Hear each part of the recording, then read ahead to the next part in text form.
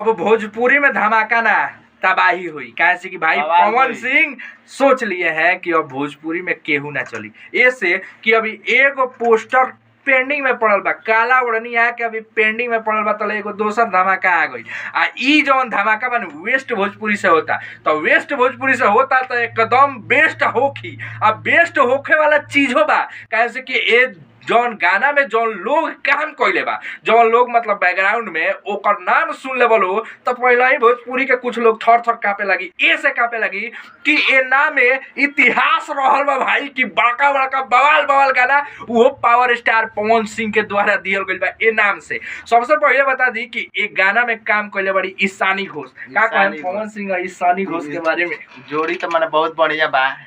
Plus ई बात बा कहे के मतलब बा कि पावर स्टार पवन सिंह के जौन माने गाना होता मेहरारू रिलेटेड होता अब काला सड़िया आइरलो माने सीधा रोड़ा का कहे के चाहता कि पवन सिंह ईशानी घोष के साड़ी में पिन लगावे जाता ठीक बा। गाना के नाम बा सड़िया के पिन तो सड़िया के पिन जौन बा कि वेस्ट म्यूजिक से रिलीज होखे वाला बा। लेकिन एगो चीज और ही हम तार लोग बता दी कि भैया कहनी कि पवन सिंह खाली मेहरारू में उजराइल बन तो पवन सिंह खाली मर्द मेहरारू के नोक झोंक गावत रहा ठीक बा। सड़िया पर डालम नजरिया तो सड़िया फिर से पहिने के पड़ जाई तरह तरह के जौन बा एगो हाल ही में रिलीज भेल बियाहल महिला ई सब जौन बा कि मेहरारू रिलेटेड आ एगो तार लोग हम ई बता दी कि एक गाना में म्यूजिक देला बड़न प्रियांशु सिंह आशुतोष तिवारी के लिरिक्स बात आशु और प्रियांशु के जोड़ी एक बार धमाल मचैला के बाद पवन सिंह के बर्थडे वाला आरा के उठलाली अभी तकले धमाल मचा रहल बा ओकरा बाद फिर से आशु प्रियांशु के जोड़ी एकदम बवाल मचावे वाला बा। पवन सिंह शिल्पी राज लगातार पवन सिंह के शिल्पी राज के साथे गाना होता पहले लगातार पवन सिंह के शिवानी सिंह के साथे आवत लगा कर का कहल जाए पर शिवानी सिंह पहले एक से एक बड़ा गाना पावर स्टार पवन सिंह कहले लेकिन पता ना का बीच में भइल बा कि शिवानी सिंह के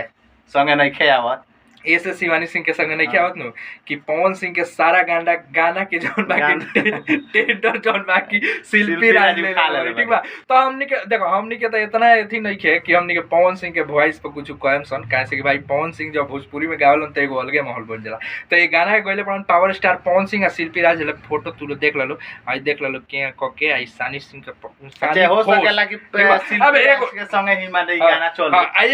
एगो चीज हम तार लोग बता दी कि गाना के पोस्टर आइल बा। अब ई उम्मीद मत करिए लो कि गाना काले रिलीज हो जाए कहां से कि पवन सिंह का मैनेजमेंट भाई मछली भात खा के सुतल बा ठीक बा। तो जया उठी फैंस तो यो कमेंट करत रहन कि पवन सिंह का मैनेजमेंट जोन बा कि दारू पी के तो जवाब देता कि भाई लो ये करो वो करो कुंभकर्ण भाई बड़ा कुंभकर्ण बताओ जिलेबी खाया तो उठी बियाहल महिला के